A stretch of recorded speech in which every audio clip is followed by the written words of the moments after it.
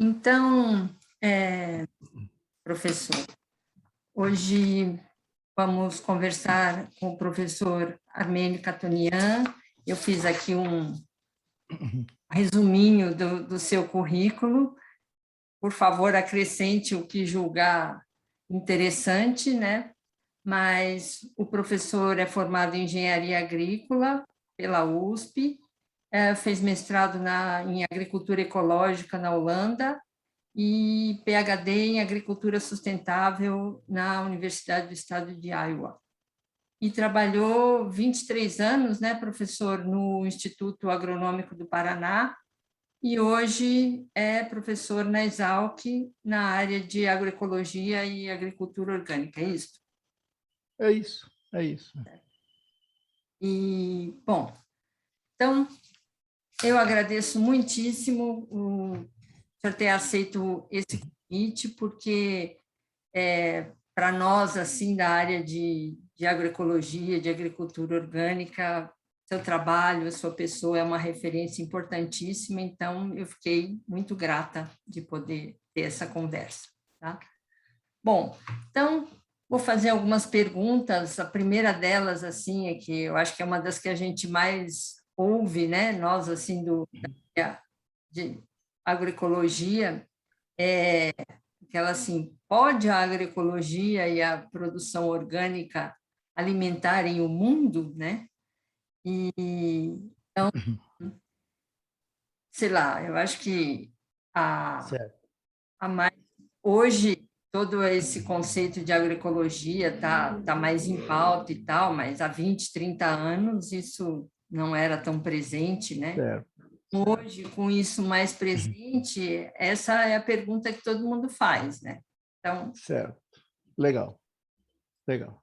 Então, eu acho que essa questão, uma ocasião, exatamente a mesma, me foi proposta num evento da Secretaria da Agricultura do Estado, junto com a Associação de Agricultura Orgânica, lá em São Paulo. Bom, eu começaria dizendo assim, não há como você alimentar a população do planeta de maneira sustentável sem conhecimento agroecológico. Esse é o ponto de partida. O que é agroecologia? Agroecologia é um campo do conhecimento que engloba, sobretudo, as ciências agrárias, alguma coisa também das ciências sociais, alguma coisa da ecologia, mas que, fundamentalmente, usa o ferramental conceitual e teórico da ecologia para o sistema de produção agrícola. Então, assuntos do tipo ciclagem de nutrientes no planeta, ciclagem de água, relações entre predador e presa, relações entre hospedeiros e parasitas, relações entre espécies que se competem ou se beneficiam mutuamente. Isso são temas da ecologia, que acontecem nas áreas de produção agrícola, a gente queira ou não. A gente queira ou não. Então, se você tem tem... gente que não quer de jeito nenhum. Não, Mas... você pode não querer, mas o fenômeno natural não deixa de existir. Então, a água, na ciclagem da água, ela vai tentar infiltrar num solo que está embaixo de um canavial convencional, como vai também tentar infiltrar embaixo de um canavial orgânico. Então, o terreno não sabe se o que você está fazendo ali foi classificado de ecológico, orgânico ou de convencional. Então, esses processos estão em todo lugar. Então, vou só te dar um exemplo que ocorre ao nível de todo o planeta na criação de gado. Então, há quase uns 30 anos, talvez até um pouquinho mais, se descobriu que um metabólito produzido por fungos tinha um efeito muito grande no controle de parasitoses de bovinos. E esse produto é a ivermectina. E aí isso passou a ser muito, inclusive de verminoses humanas, né? O cientista que isolou a ivermectina, ele ganhou o prêmio Nobel em função do sucesso da ivermectina na erradicação de parasitoses de difíceis controle na África. É uma febre, uma doença chamada cegueira dos pântanos e também a elefantíase tiveram uma tremenda redução em função da ivermectina. Pois bem, mas a ivermectina ela foi primeiro identificada e utilizada em animais. E ela mata realmente, dá uma limpeza em bovinos, é impressionante. Um animal recebe ivermectina, poucos dias depois parece que é outro animal. Uhum. Não tem mais carrapato, não tem berne, não tem bicheira, os vermes, os parasitas intestinais também desaparecem. É muito potente. Então, passou a ser usado com muita frequência. E, ao mesmo tempo que a ivermectina passou a ser usada com bastante frequência, surgiu um novo problema, a mosca do chifre. O que é que tinha a mosca do chifre a ver com a ivermectina? Em princípio, ninguém fazia essa relação. Bom, depois se descobriu que havia uma cadeia complexa de organismos que relacionava a aplicação de ivermectina com a mosca do chifre. A cadeia era assim, Fabiola. O gado que recebe ivermectina vai produzir uma placa de esterco. Essa placa de esterco do gado é atacada por besouros de um grupo, são várias espécies chamadas de rola-bosta ou vira-bosta. Uhum. Esses besouros, eles enterram o esterco daquela placa no solo, então eles logo destroem aquela placa. Pois bem, mas a ivermectina afeta o ciclo biológico desses besouros. Então, em vez de essa placa durar poucos dias em cima do terreno, porque os besouros logo a destruiriam, ela fica muito tempo. E a mosca do chifre é uma mosca que convive com a pecuária desde sempre, cuja larva se desenvolve na placa de esterco. Então, o animal defecou, a mosca vem lá e deixa seus ovos. Quando os rola-bosta estão em atividade, logo aquela placa desaparece. Então, com isso, desaparece também o meio onde as moscas do chifre se multiplicam. E aí, com o uso da ivermectina para controlar as verminoses, você acabou afetando o rola-bosta. Por afetar o rola-bosta, essa placa ficou por mais tempo no terreno. Ficando mais tempo no terreno, ela abrigou uma multiplicação ampliada da mosca do chifre. Então, você veja que é um sistema de relações bem complexo, né? Em que um organismo, que era o boi, tratado com um produto visando a parasitos do boi internos e externos, afetando um besouro que não tinha nada a ver com isso, e da atividade desses besouros não realizada, sobrando uma população ampliada da mosca do chifre. Então, esse fenômeno ele vai acontecer sempre, porque é um fenômeno biológico. E primeiro se descobriu essa relação na Austrália e depois se constatou que era assim em outras regiões do mundo. Eu posso não querer ver isso, mas isso vai acontecer independentemente da minha vontade. Um outro exemplo de escala ampliada é a composição de pragas da soja. Então, a soja é a maior cultura brasileira, são mais de 35 milhões de hectares anualmente semeados com soja. E a soja tem várias lagartas que a atacam. Mas até o final do milênio passado, da década de 90, a principal lagarta era uma lagarta chamada lagarta da soja, que era muito específica da soja. E tinha uma lagartinha, sem importância até aquele momento, que era chamada de falsa medideira, porque ela anda assim como se estivesse medindo Ah, palmos. É. E essa falsa medideira nem aparece nos compêndios sobre pragas de soja. Até o começo da década de 90, aparece como uma praga secundária ou nem aparece. Pois bem, quando a soja vai crescendo, ela forma um ambiente no interior da plantação muito úmido. E esse ambiente úmido favorece o desenvolvimento de vários fungos.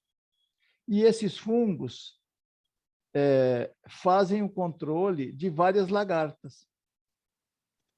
Aí, no final da década de 90, houve a introdução e expansão da ferrugem asiática da soja. E aí, de repente, em questão de 2, 3 anos, o Brasil se transformou no maior utilizador de fungicidas, porque nós passamos a comprar fungicida para aplicar nas lavouras de soja. E, afinal, foram descobertos vários fungicidas e várias outras técnicas para conviver com a ferrugem hoje. Mas o importante da minha história é que, com a aplicação desses fungicidas, muitos dos fungos que viviam no interior da plantação de soja acabaram morrendo, sendo mortos. Matava o fungo da ferrugem, mas também matava esses fungos que controlam as lagartas. E o resultado foi uma explosão dessa lagartinha, dessa falsa medideira, que até então não tinha nenhuma expressão. Então, agroecologia é igual aritmética. Você precisa saber, não interessa o que você vai fazer na vida, você precisa saber a contar, a subtrair, a multiplicar. Quem quiser trabalhar com área agrícola vai ter que saber agroecologia. Agora, a agricultura orgânica é uma outra história. uhum. A agricultura orgânica, assim, uma fração importante dos consumidores não confia nos mecanismos de segurança que os estados modernos oferecem. Então, não é um fenômeno do Brasil. Os americanos não confiam no seu sistema, os europeus, vários países não confiam, os japoneses não confiam, a tal ponto que porque se você for perguntar sobre a utilização de veneno agrícola, todos esses países vão dizer, não, é muito seguro, você pode usar que não tem problema, o nosso sistema é ótimo. Só que uma fração considerável dessas populações não confia nesses sistemas e se propõe a pagar mais por produtos colhidos de sistemas de produção em que esses recursos químicos não são utilizados. Então, para efeito de proteção do consumidor, existem marcos legais, definições legais de agricultura orgânica em todos os grandes países, inclusive no Brasil. Então, a agricultura orgânica ela é um modo de produção definido em lei, enquanto que a agroecologia é uma abordagem das áreas de produção agrícola que é uma parte de ciência, enquanto que o sistema de produção ele é definido em lei, como eu dizia. Então, não há como não. Você pode não querer saber de agricultura orgânica, mas a agroecologia vai estar presente na produção dos seus alimentos, você queira ou não. A relação de agroecologia com a agricultura orgânica é que, para fazer agricultura convencional, você pode fingir que não sabe agroecologia. E conforme aparece algum problema, você vai procurando algum produto mágico que você abre, sai o gênio da garrafa e resolve. Você pode fingir que não existe, mas aquilo vai continuar existindo. E na agricultura orgânica, há um uso intensivo das informações que a agroecologia propicia. Então, essa é a... Pois bem, então, voltando à pergunta original, né, não há como você viver sem agroecologia. A humanidade precisa de agroecologia para sobreviver. Agora, se nós vamos poder alimentar a população toda do planeta com agricultura orgânica, isso é outra conversa. Mas eu penso que não. Eu penso que não. Também acho que Mas eu penso que isso não é um problema. Que a maior função da agricultura orgânica hoje é funcionar como uma luz no fundo do túnel. sempre acreditei nisso. Uhum. Eu já estou naquela fase de vida em que eu tenho muito mais passado do que futuro. Não, mas concretamente, não é que eu queira, estou planejando partir dessa para outra melhor amanhã. Não, Mas mas é a nós realidade. temos um ciclo de vida, não é? Uhum. Então, quando eu tinha 20 anos, simplesmente eu ouvia, é impossível produzir sem venenos. Então, é impossível produzir sem essa quantidade de adubos. Mas alguns idealistas teimosos, a gente pode chamar assim, se quiser, ou persistentes, procuraram desenvolver métodos que eliminassem de todo ou em grande medida o uso desses produtos industriais e foram em larga medida bem-sucedidos. Então isso daí hoje é agricultura orgânica, e à medida que essa agricultura orgânica definida em lei foi se expandindo, ela tracionou o conjunto da agricultura para técnicas melhores.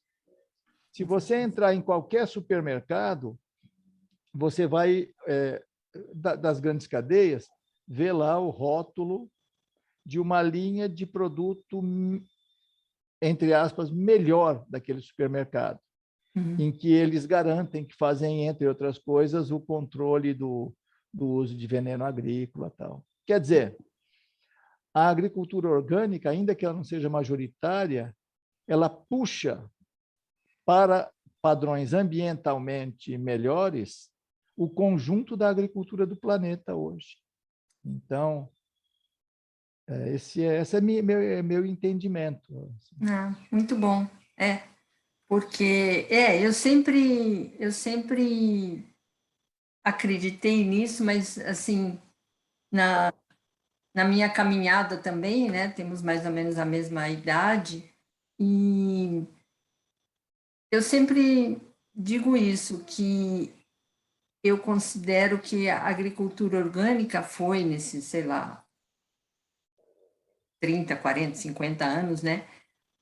Você falou uma luz no fundo do túnel, e eu sempre falo, olha, foi um laboratório que foi se provando viável e hoje, felizmente, né, vamos colocar a agricultura convencional está absorvendo mais essas técnicas, felizmente.